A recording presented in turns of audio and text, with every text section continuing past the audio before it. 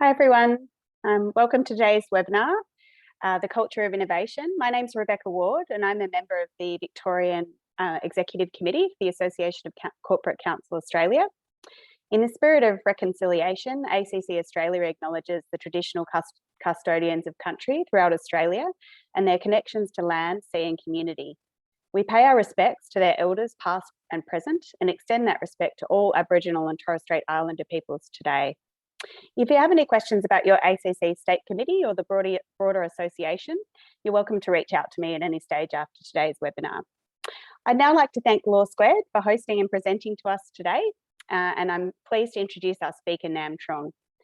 Nam leads the digital and innovation team at Law Squared, combining his experience across human-centered design, technical product management, and go-to-market. Nam is committed to ushering Law Squared and its clients through progressive stages of digital maturity. From web design, digital transformation, modernisation, to high-fidelity audio and home automation, Nam is passionate and perpetually curious about all things digital. I'll now hand over to Nam. Thanks, Nam. Thanks, Beck. Really appreciate the intro. Hello, everyone. My name is Nam, and today we're here to talk about the culture of innovation. So a lot to go through today, but I guess first I wanted us all to pause a little bit and think about one simple question. So that question is, why are you here? So why have you joined this specific session? What drew you to the session on innovation? And what are you looking to take away from this session?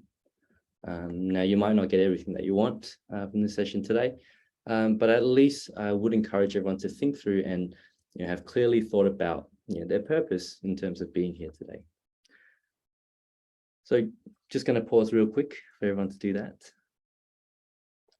And I guess there are many reasons why you might have attended this session today, but I wanted to direct our focus to one simple reason that I think might resonate with everyone on the call today. And that's because that we're here because we want to innovate. So whether that be with the things that we do personally, the things that we do at a team level, or even at a business level, we're here because we want to be that person who can eventually bring innovation to the table everywhere we go. And hopefully after today, all of us will get a little bit closer to this goal. So today's session isn't just going to be informational.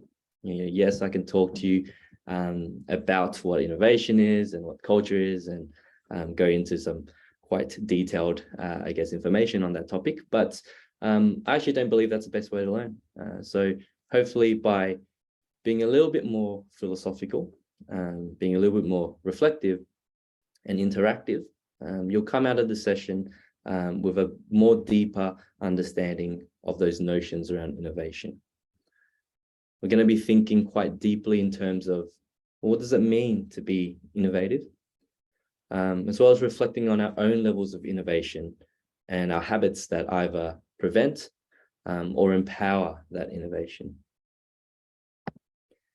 In terms of outcomes, these are things that I'd like everyone to leave today's session with. So firstly, just learning, well, what is innovation, and having that baseline understanding of that notion. I want us all to learn about how innovation is actually driven by culture and the right cultural aspects that lead to a highly innovative business. And what we're also going to provide is some key takeaways that you can actually bring back and hopefully implement within your business organization to, quote unquote, innovate. And if there are any outcomes or takeaways from today's session that you came into the session wanting that isn't covered, please feel free to reach out to me separately after the session. So first off, I'd love to start it with a little bit about myself, and just to give a bit of a background into who's presenting today. Obviously, Rebecca's already done that, but I started off my career in the fintech space, and I've been across all of the journey of the product life cycle. Started in product design, then went into product marketing and go-to-market. And before I left ANZ, I was the product manager to a team of 12 developers. Now I've joined Law Squared, and we look after the digital transformation of both our internal, so the firm itself, but we also do transformational consulting services for our clients as well.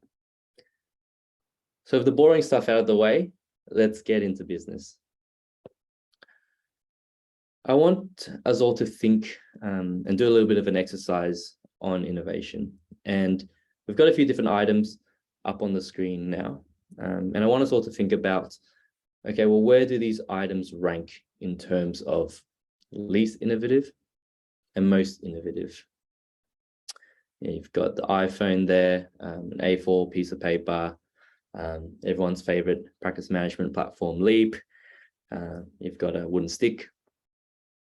So I want us to take a second and just rank these in terms of what you think are the least innovative and what is the most innovative. Cool.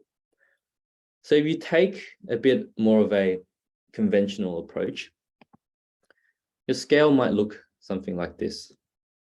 Obviously, you've got the caveman stick or spear, it's the least innovative thing, DeLorean, and the most innovative probably being the Terminator robots. I think it's the T2000, they call it. But I've actually been a little bit cheeky here because this is actually a trick question. And what I want us to start thinking about is, what if this ranking was actually a little bit more like this? Okay. I know it's not the most intuitive way of ranking these items. And, of course, the Tesla is more innovative than the stick. And we can talk about those semantics all day. But the reason that I want us to think about innovation in this way is that I actually believe that innovation is a relative measure of growth. I just want us to take a second and reflect on what this means. So you see, for me, innovation is actually a journey, and each subsequent stages of that journey is innovating on what the previous one had. So when we talk about innovation, we not only need to talk about what that end state is, so the flashy new self-driving Tesla, but also what the current state is, the manual 1991 Toyota Corolla. Because something is actually only innovative if it's compared to something that is less innovative, right? So let's go through an example of what that looks like.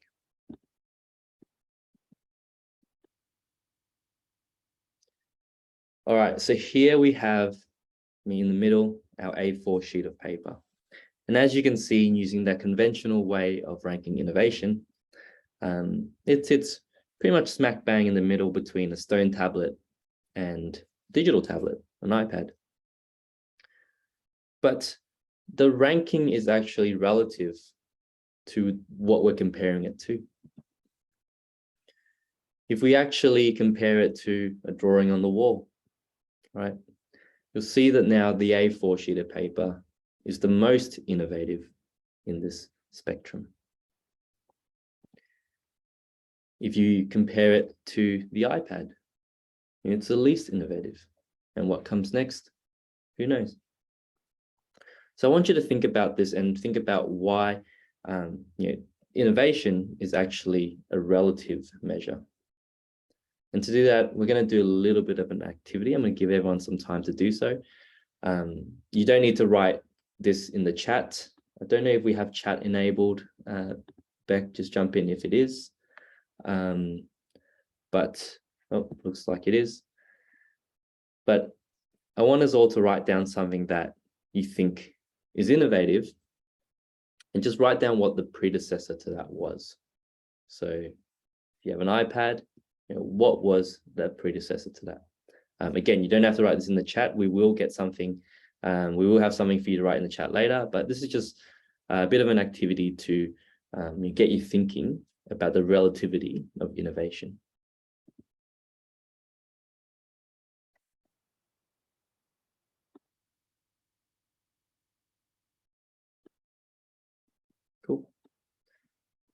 All right. So now that we've all started to think about how innovation is actually a relative concept, well, let's talk through now what it actually means to innovate. And people often correlate innovation with buying and using the latest technology, and using those AI-driven platforms, machine learning algorithms, those digital iPads, and whatever it is that's hottest on the market, Bitcoin, Ethereum, cryptocurrency, whatever it is. So whether that's just in the day-to-day, or in more relevantly, the legal operations and the legal tech space. So people look to consuming these new technologies as innovation. So for me, that's not innovation, right? I think that's just shopping.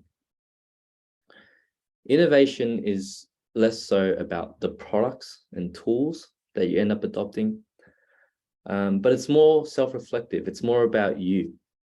It's about your business processes and what makes you able to do your job better. And going back to the legal context now, with so many legal tech vendors and providers out there, it can actually be quite easy to be sold some sort of amazing tool without really reflecting on whether or not it's appropriate for the stage of development that you're in. Here's a diagram that I think represents that quite clearly. So as you can see, it's not always about having the flashiest, fanciest thing on the market. It's about finding a better way to do what you're currently doing and progressing that to the next level. And so when we talk about the act of innovating, it needs to be in the context of a personal journey. And that's because I strongly believe that innovation is actually growth, driven through self-reflection. And when you innovate, it requires a really, really strong understanding of that current state. So when we talk about innovation, the very first thing that needs to happen is actually quite a deep reflection on what it is you're innovating on. And it's only through this period of self-reflection do we understand enough that we can then, quote, innovate and do things better. So what does that look like? Well, to sum it up, here's what I think innovation is. Innovation is about taking something that you're currently doing, or the current state, reflecting on how it can be done better, and then doing it better. But doing it just to that very next step, so not going from the drawing on the wall to the iPad, maybe going from the drawing on the wall to the stone tablet to the paper and then to the iPad. Then it's about repeating and iterating over and over and over again those first 3 stages until you do go from that stone tablet to the iPad. And a bit of a challenge in today's sort of business landscape, and not strictly relevant to legal, is that companies are really quick to actually buy and to consume and try out all of this new software before they actually reflect on whether or not it meets their needs. So what we're going to do now is we're going to do another reflection exercise. And I want you to ask yourselves this. Okay. Is there an example of a tool, a technology that has been implemented in your business that's simply not being used, and it's not being used in the way that it's intended? It's not really solving any business problems. If so, just reflect on whether or not the business properly reflected before they made that purchasing decision, And if they didn't, why? Were there time pressures from management? Were your competitors adopting this platform? Was there a deal too good to refuse in terms of pricing? So why did we not do this reflection before we bought this fancy new tool? So feel free to take a moment to write this down. If you are inclined to, please share your stories in the chat. But if not, that's also okay.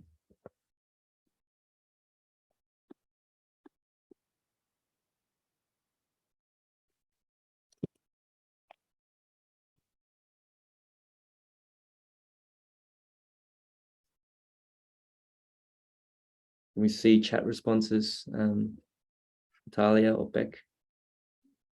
Can't see.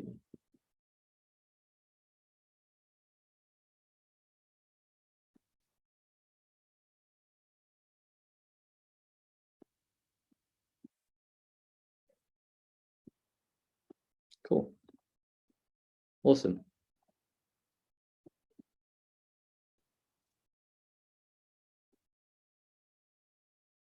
All right, I'll just give one more second for those reflections to kick in.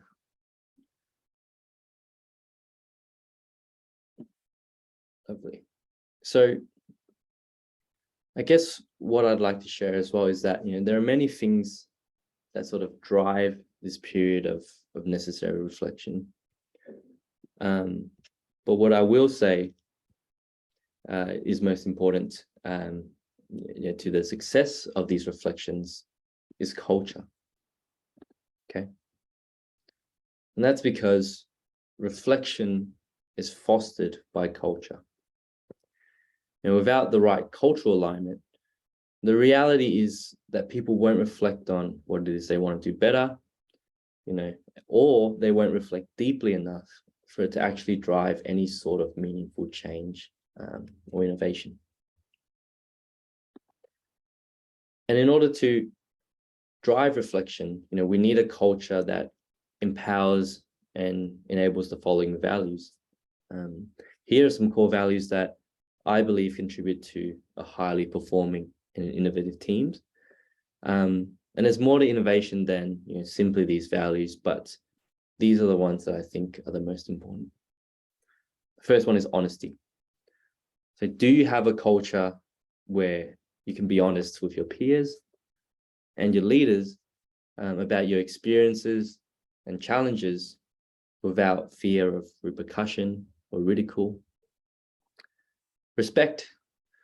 Do you have a culture where you respect one another enough to listen and recognize that you're working towards the same goals, rather than competing against each other? And collaboration. Do you have a culture where you can easily collaborate with your teammates and combine your collective experiences and expertise together to innovate? It's through these values that we're able to, as businesses, drive the right kind of self-reflection, a deep, directed, and meaningful kind of self-reflection, and then collaborate effectively on how to do things better, and then simply do it. We're going to do another reflection exercise now, and I understand that a lot of you in this, presentation are leaders and seniors within your respective organizations. This is something that you don't need to necessarily share in the chat, but I want us all to reflect on those 3 core values and ask yourselves the really hard and really honest questions in terms of how you rank your team culture, between 1 to 5, 5 being the highest, against these key aspects.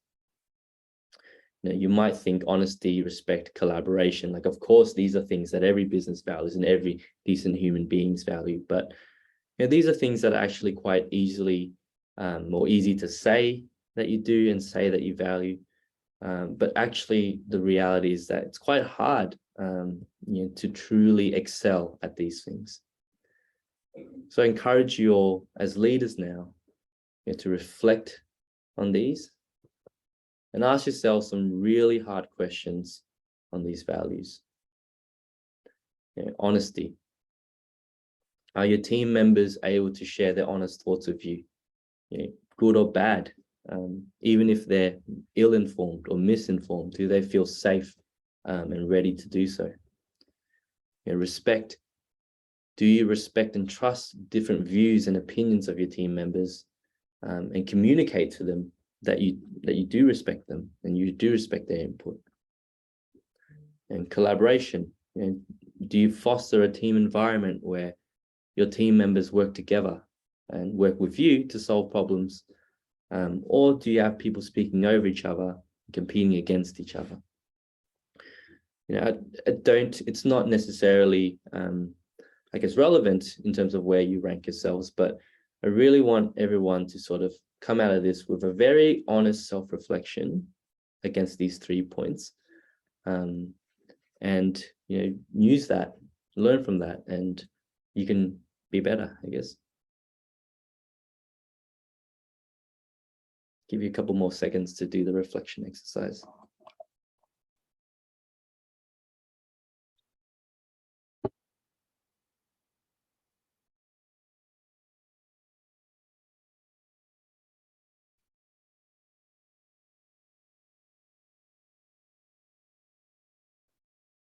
Awesome.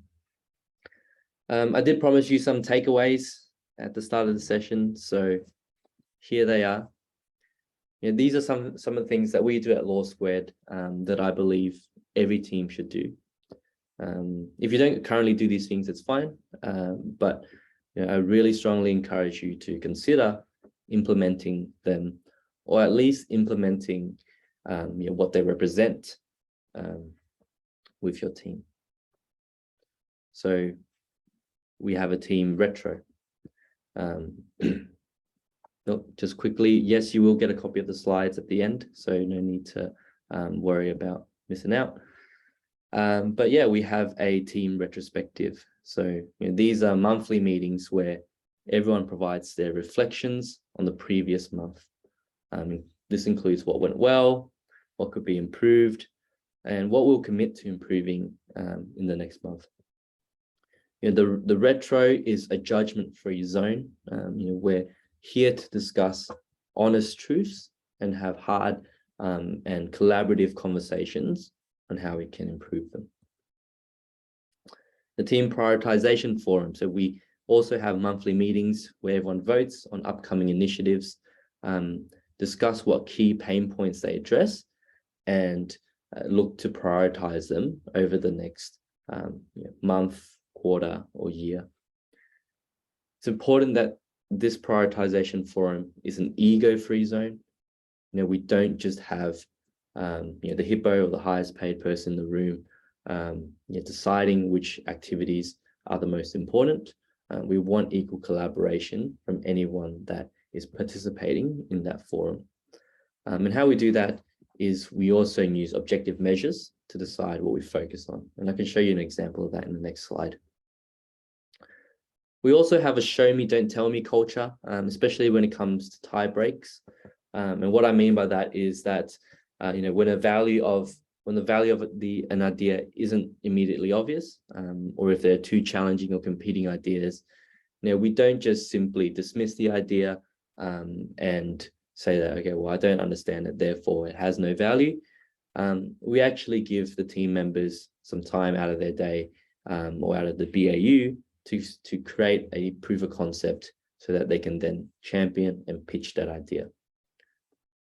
That might look like a team member presenting, hey, we should develop and build this web portal for our clients. Show me, don't tell me. They might go back and limit themselves to 2 hours. They will do a rough wireframe of what that portal would look like. And then they'll put together a presentation on terms of, okay, well, how will a client interact with that portal? What's the value that they'll get out of it? And what are the drivers for us as a business and for them as a client? So we have a strong emphasis that if an idea is just an idea, and if you don't understand it, don't just dismiss it. Be patient and give your team members the time of the day to actually prove that concept to you and to challenge your, I guess, initial misunderstandings or lack of understandings of their ideas as well. Back to the prioritization, I guess, forum. This is an example of how we objectively prioritize initiatives. And we look at how much positive impact it will have versus the level of effort. Again, feel free to take this home with you and use it the next time you're evaluating whether or not you want to do something, or even evaluating if you want to implement or purchase some sort of legal tech software. But as you can see, if something is high impact, low effort, why wouldn't we do it now, right? These are initiatives that we can get started on right away and start to immediately realize the value of those initiatives without spending that much time or effort to deliver those initiatives. If something is high impact, but higher effort, we need to think about, okay, well, let's do that next. All right. Once we've consumed or been able to realize the value of those low effort MVP, I guess, initiatives, we can then look to do those more bigger, chunkier pieces of work that will deliver high effort, will deliver high impact, but just take a little bit more effort to get across the line. Something is low effort, low impact. I call these nice to haves. These are things that, you can do, but they're not necessarily high priority things that you can do later on. Something is very low impact and very high effort. Well, that's where you need to have a think and reevaluate whether or not you want to, partake in that initiative or deliver that initiative. And something might, those values might change over time. So which is why that reevaluating later aspect is important, because something might be low impact now, but the impact of that might change as the course of your business changes, or as the team capability grows, or as you resource more maturely within your organization. So these are things that we don't just immediately dismiss, but we keep in our backlog so that we can reevaluate their effectiveness later on.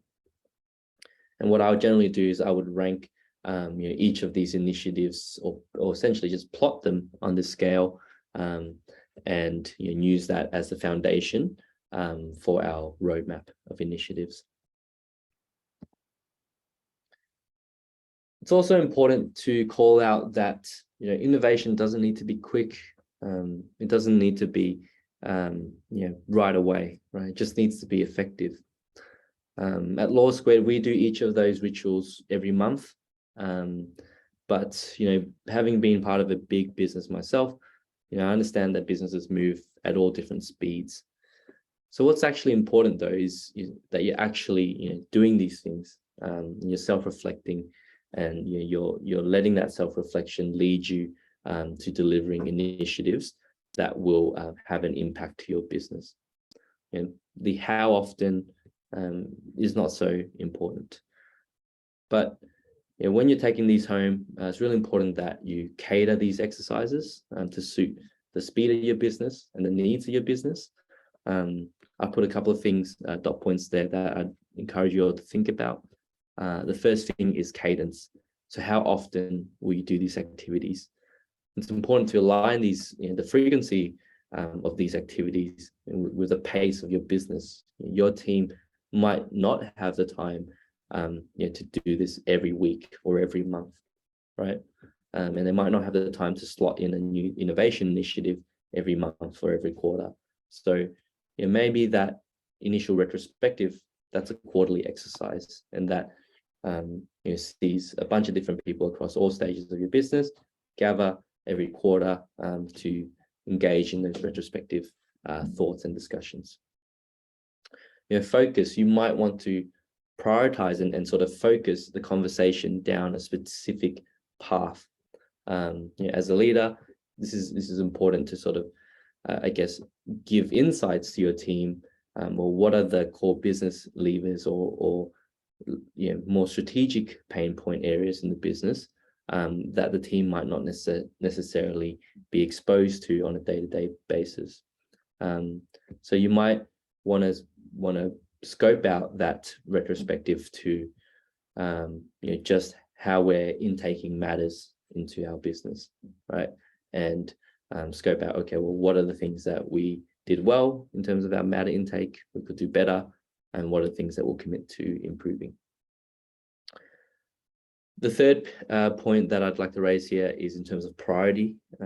So once the team prioritize something, it's important to commit to it. Make sure that you give the people working on these initiatives not only the space to complete it, but also just the time out of their BAU jobs to work on it. It's important that you as a leader, you agree that these initiatives are a priority, or this is a priority, and also the extended leadership team also sees the value and also agrees on the priority of these initiatives as well. Realistically, this is an example of an innovation pipeline that you might implement. Okay, so rather than doing a monthly reflection, you will do it bi-monthly. You'll then collect and collate all of that data and funnel it into a prioritization forum that might happen half yearly. And then you'll spend some time, proving the concept, demoing, showcasing new functionality so that you can get the product funding or the project funding and all of the necessary business approvals so that you can kickstart the project. And the culture piece is very important to those first three areas there, right? Because that's what drives the right level of depth and right level of understanding in terms of what are the core problems so that you can actually solve them. And once you do this, just do it again every single year or every single quarter, or however often you have your cadence.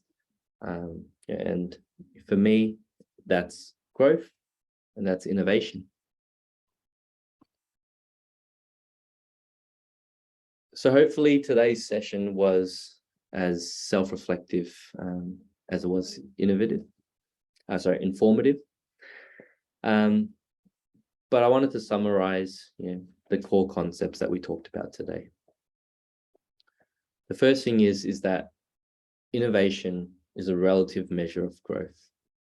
Don't just think about we need to innovate. Think about what it is you're innovating on. What does growth look like? What was that previous step and what's the next step? Innovation is also growth through self-reflection. And without understanding what's wrong with the current state and what's wrong with the iPad as an example, you can't build that new thing that innovates on it. You need to be deeply reflective and have that deep understanding of those current problems. And then the third piece is that reflection is fostered by a strong culture. It's through a strong culture where people are truly empowered to be open, honest, and reflective. Can you drive effective self-reflections and have those effective conversations that allow you to understand those problems, focus on the right areas, and then solve for the right problems. So, thank you. I guess that was the session for today. I'll open the floor now to any questions.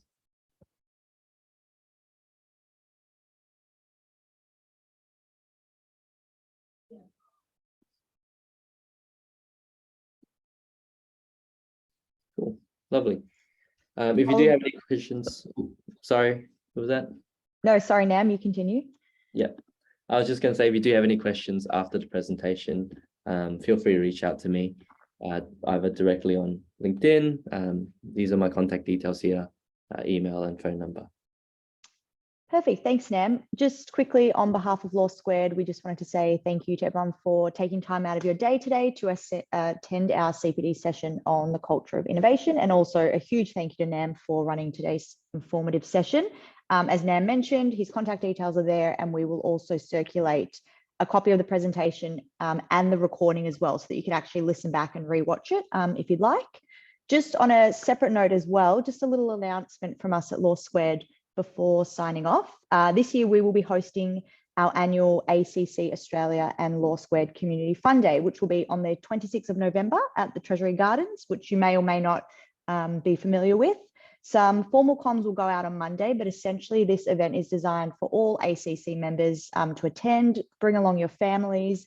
It's just a great way to connect with the community, connect with one another, and just enjoy some really family-friendly entertainment and some good food. So once the comms go out in the weekly ACC newsletter on Monday, please just register to attend if you're available, as it would be great to see as many of you there as we can. So on that note, thanks again, everyone, and enjoy the rest of your afternoon. Thanks, everyone.